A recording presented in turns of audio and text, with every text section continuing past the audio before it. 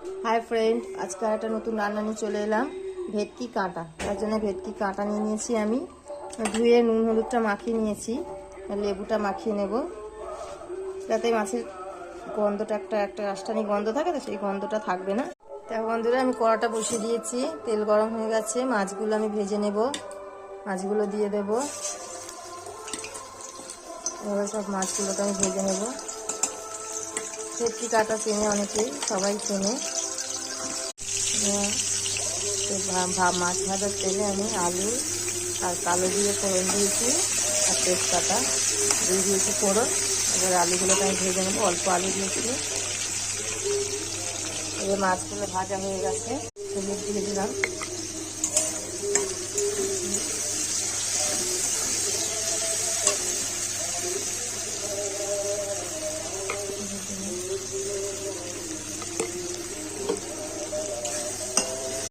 এবার টমেটোটা দিয়ে দিলাম।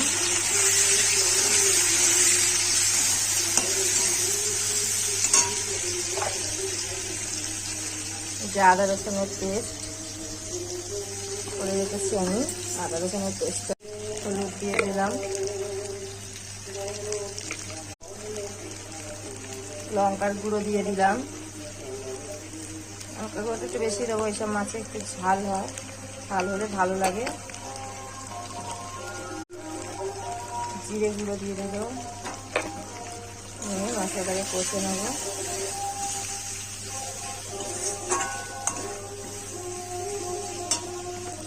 একটু সামান্য জল দিয়েছি যাতে মশলাটা কষে।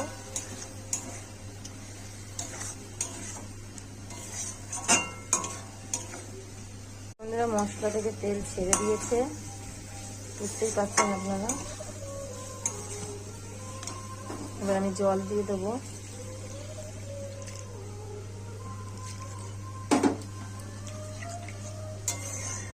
আলুগুলো আমার সেদ্ধ হয়ে গেছে, এবার আমি মাছগুলো দেব। মাছগুলো দিয়ে কিছুক্ষণ ফুটিয়ে নেব। মাছগুলো দিয়ে দেবো। বন্ধুরা, মাছটা আমার হয়ে গেছে। আমি ওপর দিয়ে গরম মশলা দেবো। ধনে পাতা এখন নেই, পরে দেবো আমি। ধনে পাতা দিলে ভালো হয় টেস্ট আরও।